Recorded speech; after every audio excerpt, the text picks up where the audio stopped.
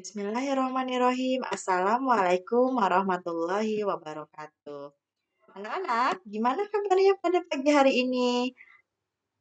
Alhamdulillah, luar biasa. Allahu Akbar. Nah, sekarang mari kita lanjutkan pembelajaran yang kemarin. Pembelajaran pada hari ini yaitu tema 8, subtema 2, pembelajaran 1, 2, dan 3. Sebelum kita mulai pembelajaran, mari kita berdoa dulu dengan baca Al-Fatihah. A'udzu billahi minasyaitonir rajim. Bismillahirrahmanirrahim. Alhamdulillahi rabbil alamin. Ar-Rahmanir-Rahim. Maliki yaumiddin. Iyyaka na'budu wa iyyaka nasta'in. Ihdinas siratal mustaqim. Siratal ladzina an'amta 'alaihim ghairil maghdubi 'alaihim waladdallin. Amin. Raditu billahi rabbah wa bil islami dina wa bi Muhammadin nabiyya wa rasula. Rabbi zidni ilman warzuqni fahman. Amin ya rabbal alamin. Materi yang akan kita pelajari yaitu musim kemarau, aturan pemanfaatan air, menari bersama teman. Sikap yang akan dikembangkan, disiplin, rasa ingin tahu, tanggung jawab, peduli lingkungan, serta religius. Nah, kegiatan pada musim kemarau, ya. Cuacanya sangat cerah. Musim kemarau telah tiba. Tumbuhan di lahan kosong mulai mengering. Rasti dan teman-temannya bermain di tempat itu. Mereka dapat menggunakan lahan kosong untuk bermain. Tempatnya kering dan tidak basah. Mereka dapat bermain dengan nyaman. Apakah kegiatan yang kalian lakukan pada musim kemarau? Sama, misalkan bermain. Bermain apa? Bermain, kalau yang ada di sini bermain gobak sodor. Nah, sekarang kita akan membaca teks peristiwa siang dan malam. Musim kemarau. Indonesia itu memiliki dua musim ya nak. Yang pertama musim kemarau dan yang kedua musim kemarau. Langit tampak cerah, udara panas, tubuh kita mudah berkeringat. Matahari bersinar sangat terang.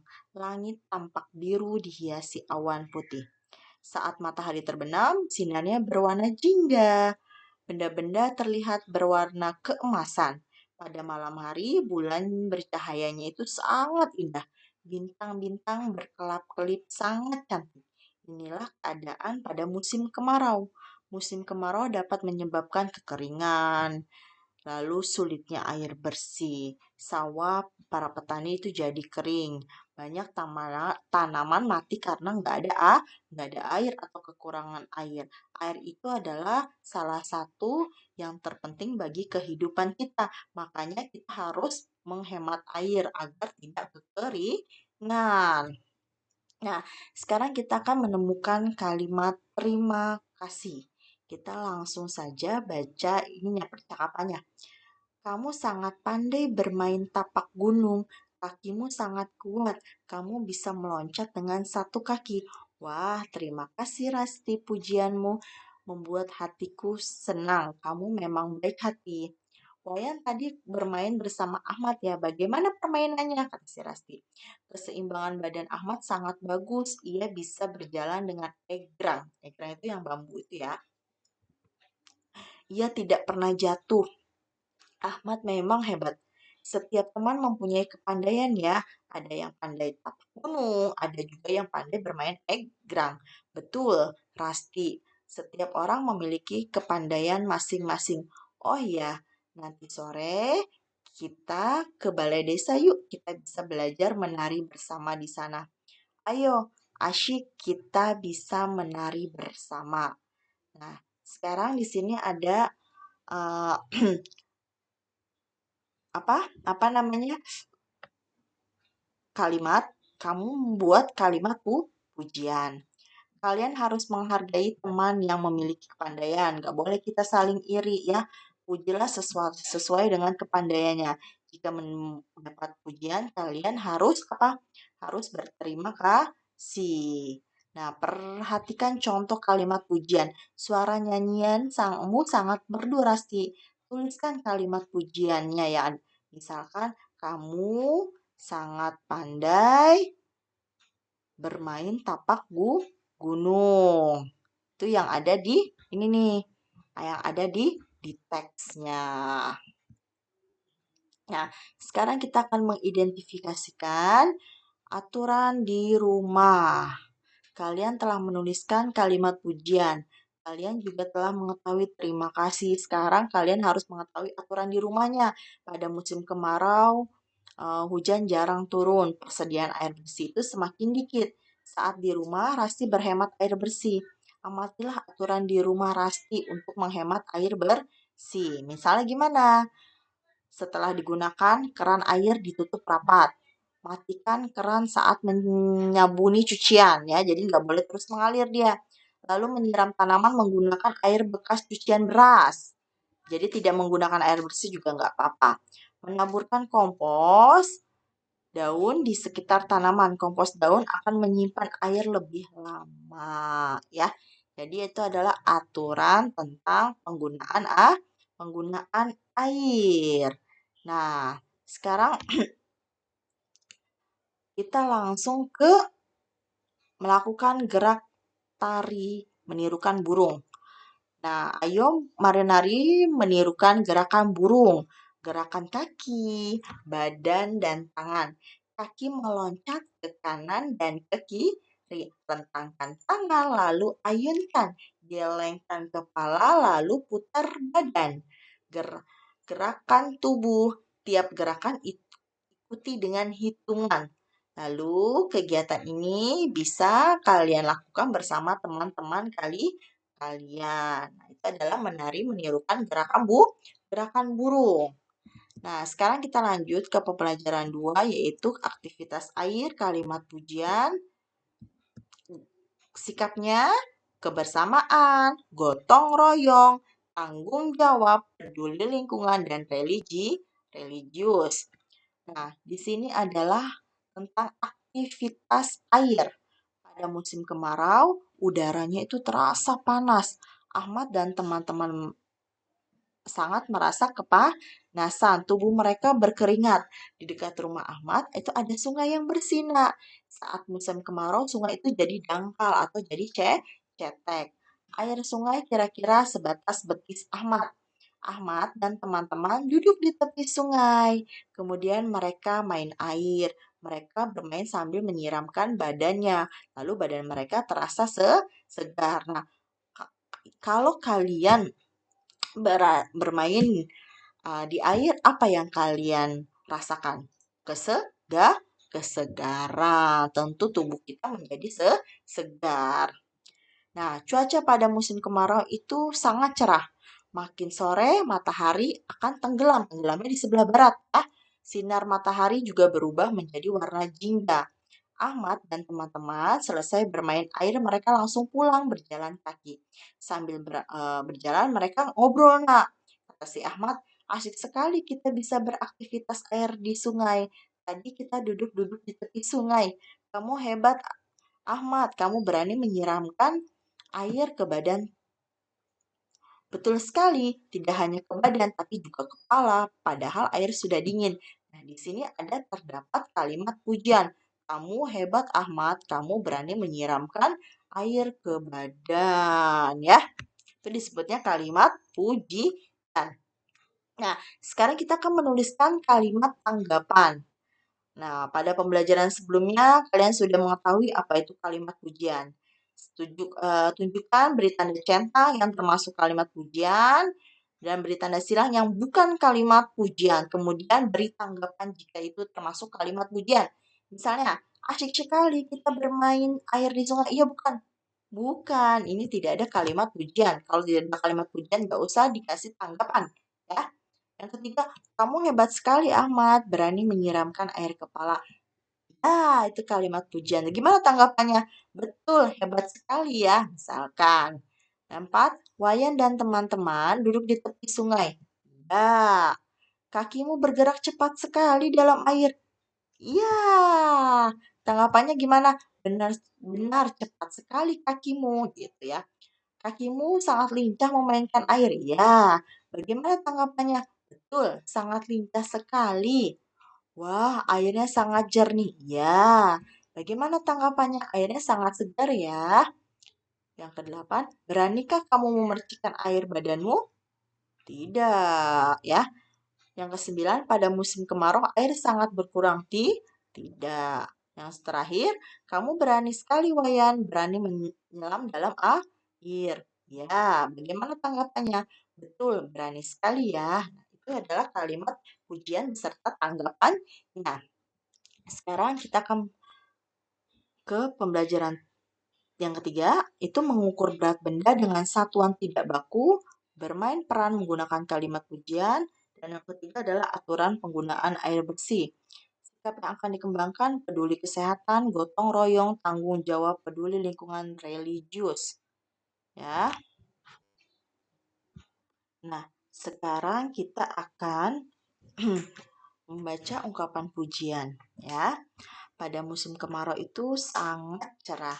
Sinar matahari pagi sangat hangat. Ana teman-teman berangkat sekolah bersama-sama.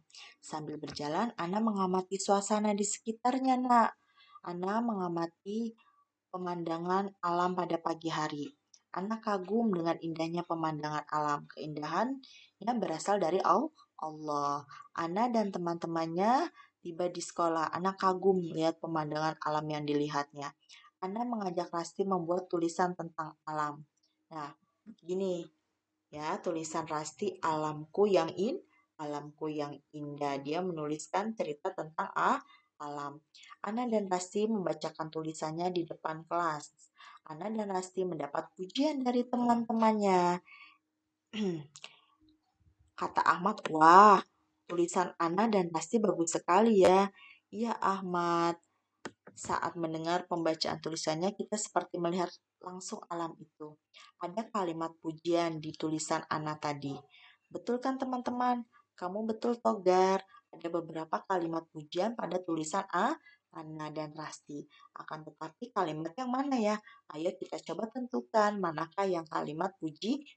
Coba kalian bisa nggak menentukan yang mana yang kalimat pujian yang terdapat di tulisan Ana dan Rasti. Kita dicoba ya. Nah, sekarang kita lanjut lagi. Nah, menemukan konsep pengukuran berat benda ya. Mengukur berat benda dengan satuan tidak baku ya. Kemarin sudah belajar kan satuan tidak baku itu apa aja. Depa, hasta, lalu ada satuan berat. Kalau satuan berat itu, maaf tadi yang bisa disebutkan itu adalah satuan panjang.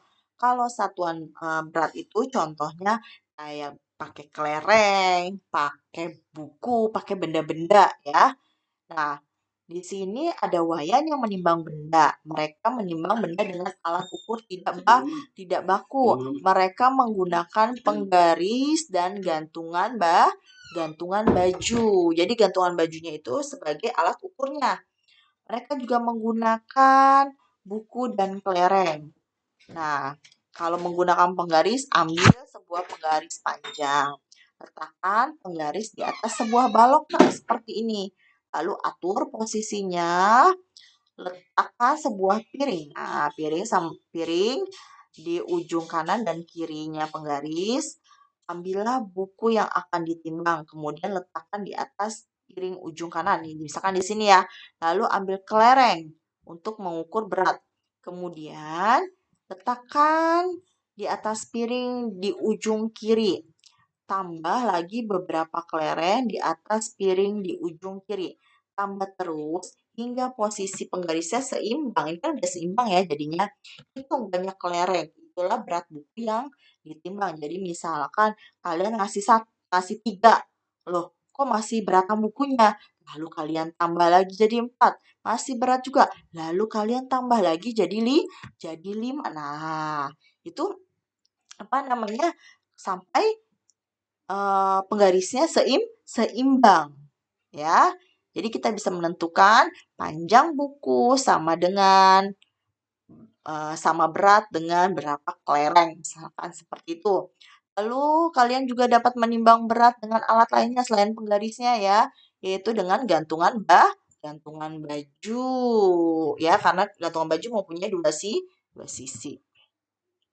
Nah, sekarang kita akan melihat eh, pengukuran berat. Misalkan buku tulis di sini 5 kelereng, buku pelajaran 9, buku gambar 6, tempat pensil 8, buku tugas tuh 7. Mana yang paling berat?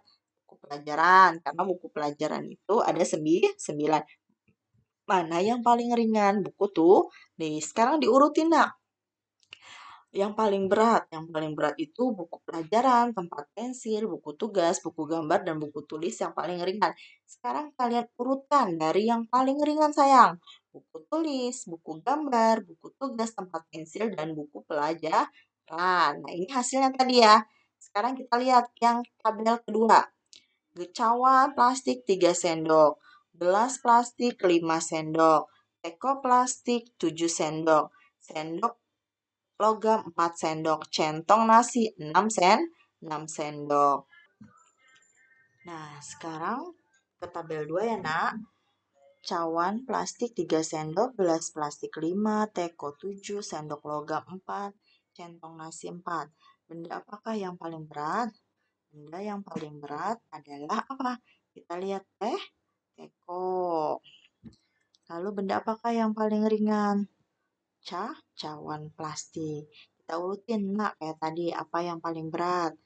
Teko plastik, centong nasi, gelas plastik, sendok logam, dan cawan plastik. Kita urutin dari yang paling ringan sayang.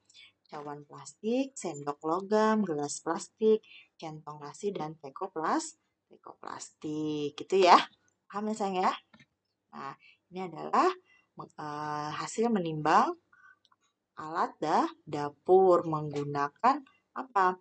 Menggunakan timbangan. Nah, sekarang kita menimbang alat ukur tidak baku. Ya, tadi udah. Kalian bisa menimbang dengan alat ukur tidak baku, contohnya itu kelereng, pensil, buku, dan lain-lainnya. Nah, sekarang kita akan memahami aturan di rumah. Ya, aturan itu dibuat agar kita lebih tertib, agar kita lebih teratur, agar kita lebih disiplin sama aja. Nah, sekarang di sini ada aturan penggunaan air bersih di rumah Ahmad. Matikan keran air jika sudah selesai digunakan. Siramlah tanaman pada waktu pagi sama sore. Siramlah tanaman menggunakan air bekas cucian beras atau sayuran. Gunakan air bekas cucian pakaian untuk menyiram jalan yang berdebu. Saat menyabun gelas dan piring, matikan dahulu keran air. Saat akan dibilas, keran air baru dibuka. Itulah penggunaan air dengan baik. Jadi airnya itu nggak mubazir. Paham ya, Nak? Nah, alhamdulillah telah selesai pembelajaran kita pada pagi hari ini. Kita tutup dengan membaca hamdalah. Alhamdulillahirrabbilalamin. Assalamualaikum warahmatullahi wabarakatuh.